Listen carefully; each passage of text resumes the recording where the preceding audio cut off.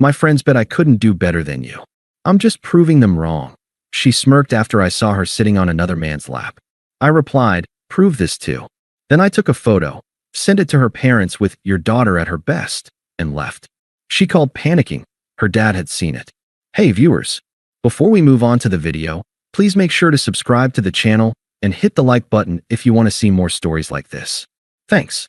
The first crack in our foundation wasn't a fight. It was a sigh. It happened 2 weeks ago. I was on the couch, finishing up some code for a work project, and Chloe was scrolling through her phone, her feet draped over my lap. She let out this long, weary sigh, the kind that begs for a question. What's up? I asked, my eyes still half on my screen. It's just, Jessica's boyfriend surprised her with a weekend in Napa. Helicopter tour, the whole thing. She scrolled, her thumb flicking aggressively. And Mike just bought Lauren that new Prada bag she wanted. The one she posted. I remember the feeling. It wasn't jealousy. It was a quiet exhaustion. That's nice for them, I said, aiming for neutral. We had a great weekend too. That hike was perfect. She put her phone down and looked at me, not with anger, but with a kind of theatrical pity. A hike, Alex. We packed sandwiches. It's just different vibes, you know? Your vibe is very stable. Very predictable. I should have said something then. But I'd heard variations of this before. Chloe lived in a world of vibes, of aesthetics, of social currency. My world was built on logic, on reliability. I thought we balanced each other. Lately, I'd started to feel like I was just the ballast in her speeding hot air balloon, necessary to keep her from flying away entirely, but dead weight all the same. Her friend group was the embodiment of her vibe. Jared, Mark, Jessica, Lauren, a constellation of trust funds, vague influencer aspirations, and a constant, desperate need to be seen as winning. I was the odd piece, a software engineer who liked his job, his friends, and the quiet satisfaction of a problem solved. I was, in their parlance, chill. I now realize it was a synonym for boring, which is why the text that night set off a quiet alarm in my head. Chloe, 8:47 p.m. Hey, change of plans. The group decided on the Airy. Meet us there? Table under Jared's name. Don't be late, it's popping off tonight. The Airy was a rooftop bar in the heart of the trendy district, famous for its views, its $20 cocktails, and its ruthless door policy. I'd been once for a work thing. It wasn't my scene, but Chloe loved it. She loved the glittering cityscape backdrop for her selfies. She loved the feeling of being inside the velvet rope. I parked my sensible sedan in a lot a few blocks away, the digital fee making me wince. As I rode the elevator up to the rooftop, I smoothed down my simple button-down, feeling underdressed already. The thump of bass grew louder. The doors opened into a wall of curated sound, clinking glass, and the shriek of laughter I recognized. The place was packed. I wove through the crowd, looking for their table. I saw the back of Jessica's head, Lauren's distinctive laugh. But the chairs were empty. I scanned the roped-off VIP section to the left, a slightly elevated platform with plush loungers and a dedicated server. There they were. Jared was holding court in the center, a bottle of vodka in an ice bucket on the table beside him. And on his lap, tucked under his arm, was Chloe. She was wearing a dress I'd never seen before, something black and razor-strap tight. She was laughing, throwing her head back, her hand resting on Jared's chest. A cold numbness spread from my chest out to my fingertips. I moved towards the rope. A broad-shouldered bouncer in a black suit materialized, his arm a polite but immovable barrier. This section is reserved, sir. My girlfriend is at that table. Chloe. With Jared. He glanced over, then back at me, his expression not unkind, just professionally blank. You're not on the list. They'd have had to add you. I was locked out. Literally and figuratively. I stood there, feeling like a tourist at my own relationship's execution. Chloe chose that moment to look over. Her laughter died. Her eyes met mine. I saw a flash of something, surprise, maybe a flicker of guilt, but it was snuffed out in an instant, replaced by a cool, evaluating look. She whispered something to Jared, who smirked and said something that made Mark guffaw. She slid off Jared's lap, smoothed her dress, and sauntered to the rope line. Up close, I could smell her perfume, the expensive one I'd bought her for her birthday. It felt like a betrayal all its own. Alex, she said, her voice carrying over the music. It wasn't a greeting. It was an announcement. You made it. Chloe? What's going on? My voice sounded calm, even to me. The numbness was insulating. She leaned against the velvet rope, a queen addressing a commoner. Alex. Look. She gestured vaguely behind her, encompassing Jared, her friends, the bottle service, the whole glittering facade. This was fun, but it's run its course. The words were so cliché, so rehearsed, they almost bounced off the ice forming inside me. Run its course? We lived together. It was a factual statement. We had a lease. We shared a grocery list on the fridge. She let out that sigh again. The one I now understood was pure performance. She glanced back at her audience, who were watching with the rapt attention of people seeing the final act of a play they'd already read the spoilers for. She turned back to me, and her lips curled into the most brittle, contemptuous smirk I'd ever seen. My friends bet me I couldn't do better than you. She said it clearly, ensuring every syllable reached her friends. A titter of laughter rose from the table. Jared raised his glass in a mock toast. I'm just proving them wrong. The words hung in the smoky air between us. They weren't just cruel, they were cheap. Our 2 years reduced to the stakes of a childish bet. The cold numbness in my veins ignited into a single, sharp point of absolute clarity. I looked past her, at Jared's smug, handsome face, at Jessica's phone pointed right at us, at the whole pathetic tableau. I looked back at Chloe, her smirk daring me to cry, to yell, to beg. I didn't. I nodded slowly, as if considering a mildly interesting problem. My voice, when it came, was quiet, flat, and perfectly audible in the space her declaration had carved out. Prove this too. Her smirk faltered, replaced by confusion. What? I already had my phone out. I didn't raise it quickly. I made a show of it, opening the camera app deliberately. I saw her eyes widen in understanding. Alex, don't you dare, the flash went off. A perfect, stark, high-resolution image. Chloe, caught mid-transition from cruelty to shock, the VIP rope in the foreground, Jared lounging like a king behind her, her friends frozen in various stages of drunken glee. It was a masterpiece of context. I looked at the screen, at the damning evidence. I nodded again, to myself this time. Got it. Delete that, she shrieked, her cool facade shattering. She tried to reach over the rope, but the bouncer shifted, his bulk a reminder of the barrier she herself had chosen. Alex, I swear to God. Delete it right now. I didn't answer. I slid my phone into my pocket, turned on my heel, and walked back toward the elevator. Her shouts chased me. You pathetic loser. Come back here. But they were swallowed by the music and the city's hum behind the glass walls.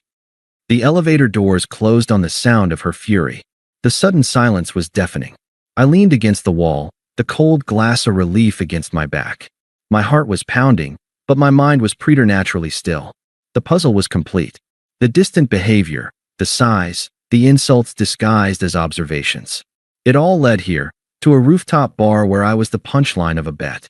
As the elevator descended, I wasn't thinking about the lost love. That felt like it had vanished months ago. I was thinking about the photo in my pocket. And I was thinking about Robert, Chloe's self-made, no-nonsense father, who valued honor and discretion above all things. The man who, just 3 months ago over a steak dinner, had looked me in the eye and said, "You're good for her, Alex. You ground her." The game wasn't over. She had just proven to her friends she could be cruel. It was my turn to prove something to the only person whose opinion ever truly scared her. The city air outside the area was cool and quiet, a stark contrast to the pressurized chaos I'd just left. I didn't run. I walked with a steady, deliberate pace back to the parking garage. The numbness had solidified into a kind of operating system, clean, logical, and task-oriented. Heartbreak was a luxury for later. Right now, there were protocols to follow. I got into my car, but didn't start it. I sat in the dark, the only light from my phone screen. I opened the photo. It was better than I'd hoped. The flash had illuminated every detail. The smug curve of Jared's mouth, the glitter of cheap triumph in the friend's eyes, and Chloe. Especially Chloe. Her expression was captured in a perfect limbo between cruel dismissal and panicked surprise. It told the whole story. My thumb hovered over the share button. The primal, angry part of me wanted to blast it to every mutual friend, to post it with her own mocking quote as the caption. But that was her game. That was their currency, public shaming, social warfare. I thought of Robert, Chloe's father, a man who'd built a construction supply company from the ground up, with hands that were permanently calloused and a bullshit detector calibrated to nuclear levels. He valued loyalty, integrity, and directness. He hated frills, gossip, and what he called entitled pageantry. Chloe spent her life performing for her friends, but she lived for the rare, hard-won nod of approval from her dad. I navigated to my contacts, past Chloe's name, to the entry saved as Robert C. My finger hesitated for only a second. This wasn't an act of rage. It was an act of reporting, a transfer of information to the relevant authority. I composed the text with the care of writing a critical piece of code. It had to be concise, factual, and unassailable. Mr. Connolly, I regret to inform you that Chloe has ended our relationship tonight. I believe you should see the context in which she chose to do it. I valued your respect. Alex, I attached the photo. I did not add emojis, punctuation for drama, or follow-up questions. I let the image speak. I hit send. A strange, profound silence settled in the car. The deed was done. There was no undo button. I started the engine and drove toward the apartment, our apartment, for the last time. The drive was a blur of streetlights. My mind was a blank map, plotting only the next 3 moves. Pack essentials. Secure documents. Leave. I used my key. The apartment felt instantly foreign, like a museum exhibit of a life that had just been terminated. There was the couch where she'd sighed about hikes. The kitchen island where I'd cooked her pasta while she talked about Jessica's helicopter ride. It was all just set dressing now. I went to the bedroom and pulled my old duffel bag from the top of the closet. I worked with efficiency. Laptop, charger, passport, a small lockbox with my social security card and car title. From the dresser, I took only practical clothes, jeans, t-shirts, sweaters. I left behind the nice shirt she'd bought me for her parents' anniversary dinner. It felt like a costume now.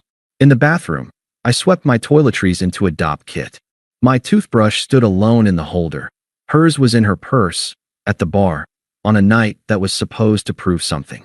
The symbolism was almost too pat. Finally, I stopped in the doorway of the bedroom. On the dresser was a framed photo from that dinner with her parents 6 months ago. Robert had his arm around Chloe's mother, a rare, soft smile on his face. Chloe, beaming, was sandwiched between them. I was on the end, looking slightly awkward but happy. Robert's hand was on my shoulder. Take care of her, Alex. I didn't take the photo. I turned and walked out. I loaded the duffel into my trunk. Before I got in the car, I did 2 more things. First, I opened my banking app and transferred my half of the next month's rent into our shared account, the one she never checked, the one I used to pay bills. I added a note. Rent for October. Lease termination to follow. No drama. Just business. Second, and finally, I went to my phone settings. I found Chloe's contact. I didn't delete it. I blocked her number. Then I blocked her on every social platform I could remember. It wasn't an act of anger. It was a firewall. She had chosen to make me an outsider. I was now making that choice permanent and secure. I drove to a mid-tier hotel near the airport, the kind used by business travelers and people in transition. I paid for a week in cash from my emergency fund. The room was bland, beige, and blissfully silent. I placed my duffel by the desk. I took out my laptop, but didn't open it. I just sat on the edge of the bed, in the absolute quiet, and let the silence press in. The emotional wave I'd been holding back finally crested. It wasn't tears for her. It was a deep, shuddering ache for the future I'd thought we were building. The one I'd compromised for, planned for, and believed in. The betrayal wasn't just that she'd left. It was that she'd made a joke of everything I'd offered. My stability, my loyalty, my quiet love, they were the losing side of a bet. I lay back on the stiff hotel bedspread and stared at the acoustic tiled ceiling. The injustice of it burned, clean and hot. I had been loyal. I had been committed. And I had been discarded like a used prop in a cheap play. But beneath the burn, something else was stirring. A faint, cold ember of power. I had not screamed. I had not begged. I had not thrown a punch or smashed her things. I had taken a photograph. I had sent a text. I had walked away. And in doing so, I had taken control of the narrative away from her and her cackling friends. The story was no longer Chloe upgrades from her boring boyfriend. It was now a different story altogether. One that had just landed, with a silent, seismic thud, in the inbox of the one man whose opinion could actually change the course of her life. My phone, face down on the nightstand, remained dark and silent. Hers, I knew, was about to light up like a war zone. But that was no longer my concern. My firewall was up. For the first time in months, my mind, though bruised, was my own. The first morning light in the hotel room was gray and thin. I slept in fits, the sterile sheets unfamiliar, but I slept. There was no twisting agony, just a hollow, weary acceptance. My phone, when I checked it at 7 a.m., showed only notifications from work and a weather update. The firewall was holding. I went through the motions. I showered. I dressed in the clean, simple clothes from my duffel. I went downstairs and ate a bland complimentary breakfast, surrounded by quiet strangers with rolling suitcases. The normalcy of it was its own kind of anesthetic. By 10 a.m., curiosity, cold and clinical, got the better of me. I needed to assess the fallout. Not for emotional gratification, but for situational awareness, like checking the weather after a storm warning. I went into my phone's settings and, with deliberate care, temporarily unblocked Chloe's number. For a second, nothing happened. Then, the screen exploded. A torrent of notifications cascaded down. Missed calls, voicemail alerts, text message after text message, a frantic, chaotic scroll of desperation and rage. The first one had come in at 11:37 p.m. last night. Chloe, 11:37 p.m. What did you do, Chloe? 11:41 p.m. My dad just called me. He saw that. Alex, answer your phone. Chloe, 11:53 p.m. Call him right now and tell him it was a joke. A prank. Tell him we were filming a stupid skit for TikTok or something. Chloe, 12:15 a.m. He's not answering my calls now. This isn't funny. Chloe, 12:48 a.m. My card just got declined at the bar. What the hell did you say to him? I scrolled, dispassionate. The tone shifted as the night wore on. Chloe, 1:22 a.m. Jared was just a joke. It meant nothing. You know how my friends are. You're taking this way too seriously. Chloe, 2:05 a.m. I'm at the apartment. Where are you? We need to talk. Chloe, 3:11 a.m. You're trying to ruin my life. My dad manages my trust fund. He's talking about making me learn responsibility. This is your fault. Chloe, 4 a.m. Alex, please. Please just apologize to him. Tell him we're back together. Tell him it was staged. I'll do anything. The final text was from an hour ago. Chloe, 8:57 a.m. Answer me, or I'm coming to find you. There were 7 voicemails. I put the phone on speaker, poured a glass of water from the bathroom tap, and listened. Voicemail 1, 11:45 p.m. Her voice was a shrill, hyperventilating shriek, competing with club music in the background. Alex, what did you do? My dad saw that. You have to call him and tell him it was a joke. A prank. He can't. He's saying things about my allowance. Call him right now. Voicemail 3, 1:15 a.m. The music was gone. Now she was outside, maybe in an Uber. The hysteria was morphing into anger. You are such a petty little man. Do you know how embarrassing that was? Sending that to my father? That was private. You've ruined everything for a stupid photo. Fix it. Voicemail 5, 3:30 a.m. She was crying now, but they were the sharp, furious tears of a child whose toy has been taken away. He froze everything. My card. My monthly deposit. He said if I had time to act like a fool on a rooftop, I had time to learn the value of money. You need to come home. You need to tell him we're working it out. He liked you. He'll listen to you. The last voicemail, from 45 minutes ago, was the most chilling. The tears were gone. Her voice was low, cold, and utterly entitled. Alex, this is your last chance. Be at the apartment by noon. We will call my father together. You will tell him you were drunk and jealous and that you fabricated the situation. If you do this, we can maybe salvage something. If you don't, you'll be sorry. I'm not losing my life because you can't take a joke. I deleted the voicemails. I sat with my back against the headboard, the quiet of the room amplifying the silent echoes of her panic. It was all about damage control, not remorse, not an apology to me. The betrayal wasn't the issue, the consequence was. My phone rang. It was her. The screen flashed with her name, a photo of her smiling from a happier time. I let it ring 3 times. Then, I swiped to answer. I said nothing. Alex. Her voice was strained, raw from shouting and crying. Yes. Oh, thank God. Look, you need to come home. Right now? We need to call my dad together. No. A beat of stunned silence. What do you mean, no? Alex, be reasonable. This is my future. You ended our future last night, I said, my voice even and quiet. This is the consequence. Consequence? For what? For having fun? For living my life? You were always so judgmental, so small. The anger was back, a familiar weapon. You need to fix this. Tell him we're back together. We're not. Then, Li, she screamed into the phone. I held it slightly away from my ear. Tell him you overreacted. Tell him you're sorry. My dad respects you, he'll believe it. Just do this one thing. Goodbye, Chloe. Don't you dare hang up on him. I ended the call. I immediately reblocked her number. The silence rushed back in, purer than before. The information gathering wasn't over. I had one trusted mutual friend, Ben. He'd never been part of Chloe's core circle. He was my friend from college who'd moved to the city. He was grounded, observant, and hated drama. I texted him. Hey, Chloe and I are done. It's messy. Might hear some things. Just wanted you to hear it from me first. His reply was almost instant. Ben, dude. I already heard. Are you okay? I will be. What did you hear? 3 dots appeared and disappeared for a long moment.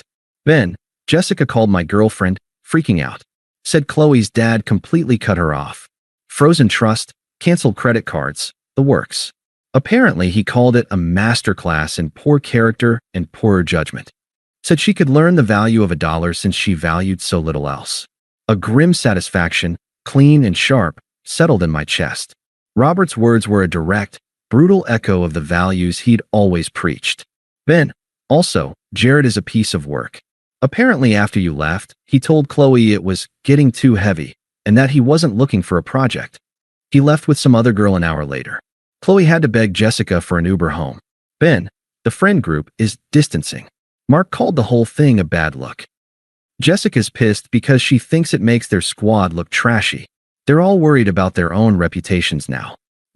Thanks for telling me. Ben, anytime. For what it's worth, you deserve way better. Let me know if you need a couch.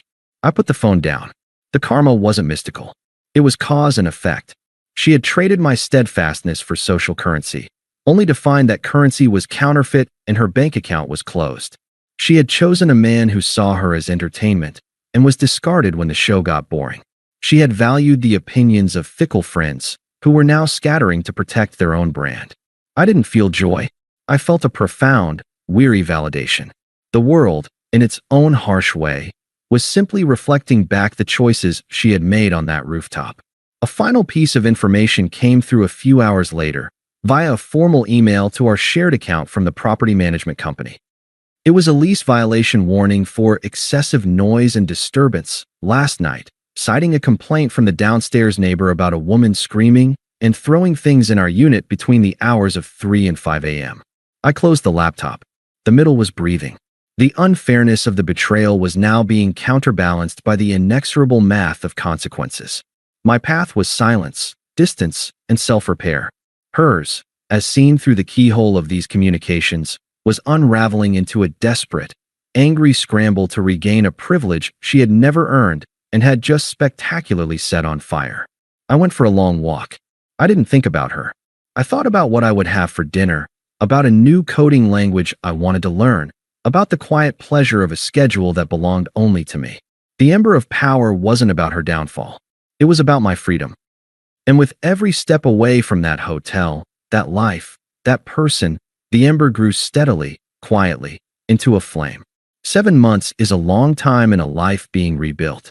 It's enough time for a hotel room to become a temporary apartment, and for that apartment to become a bright, airy condo with a lease in only your name.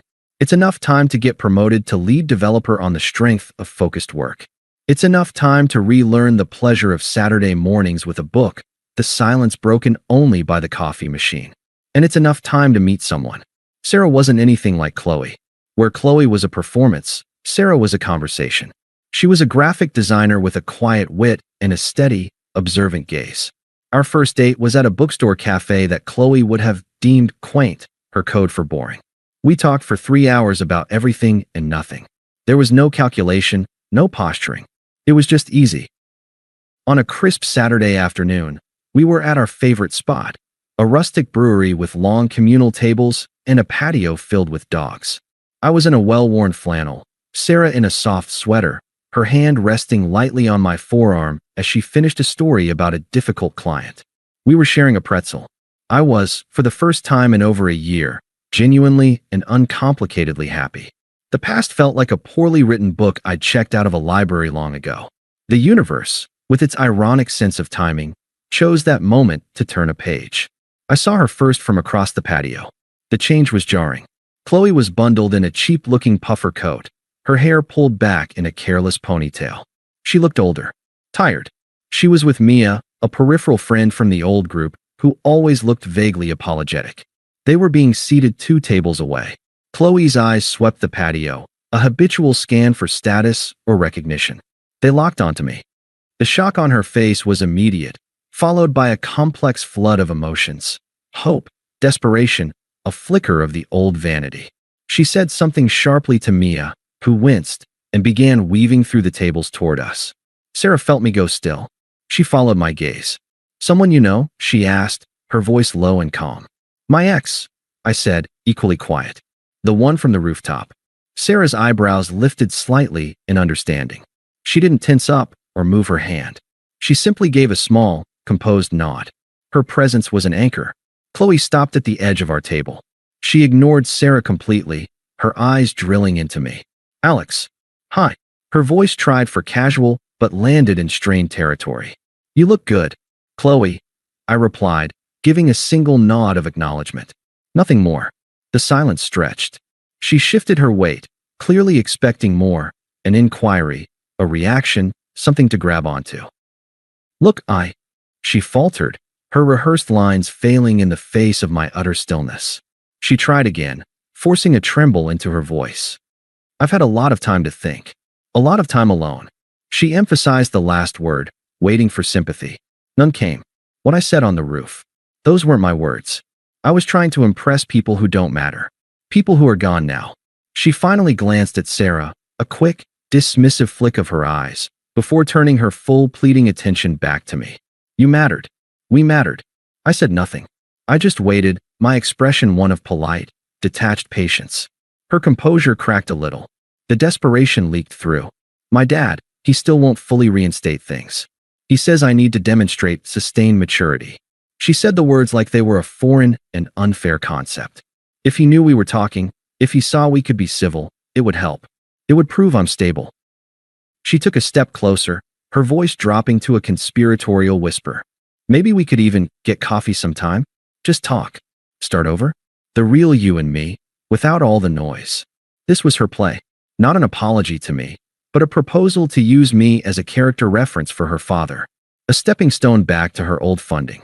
It was Sarah who broke the silence first, not with words, but with a subtle, almost imperceptible squeeze on my arm. It wasn't possessive. It was supportive. "I'm here. This is your show." I looked at Chloe, really looked at her, for the first time since she'd walked over. I saw the strain around her eyes, the cheap coat, the emptiness where her performative confidence used to be. I felt nothing. No anger, no pity, no nostalgia. Just a vast, quiet space where she used to be. "Chloe," I said, my voice calm, clear, and final. It was the tone I used in project meetings to conclude a discussion. "That's not going to happen." She flinched as if struck. "But you were right about one thing that night," I continued, cutting her off gently but firmly. I glanced at Sarah, who met my gaze with a soft, understanding look. I gently placed my hand over hers on the table, a simple, unplanned gesture of unity. "You could do better than the guy I was then. The guy who tolerated disrespect for the sake of peace." I turned my full attention back to Chloe, my gaze steady. "So I did better. I did better. I built a life that doesn't have a place for drama, or bets, or proving things to cruel people." I gestured slightly around us. The warm brewery, the happy chatter, the woman beside me. "This is my life now. It's peaceful. It's real. I hope you build a good life for yourself, Chloe. Truly. But it won't include me. In any way." The color drained from her face. The carefully constructed mask of remorse shattered, revealing the raw entitlement beneath. Her eyes, wide with shock, darted between my calm face and my hand linked with Sarah's. "The truth," that I was not just moving on, but up, and that she was now an irrelevant spectator to it. Hit her with physical force. So that's it. Her voice rose, sharp and brittle, drawing a few looks from nearby tables. After everything we had, after you ruined my relationship with my father, you're just going to sit here with your little rebound and pretend I don't exist. The venom in the word rebound hung in the air. Sarah didn't react, just watched with a sort of detached academic interest, as if observing a fascinatingly toxic specimen. I didn't engage. I didn't correct her.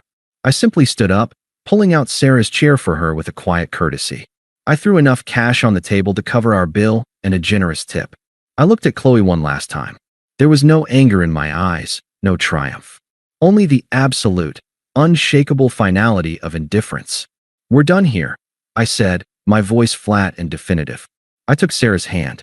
Together, we turned and walked away, weaving through the tables toward the exit. We didn't look back.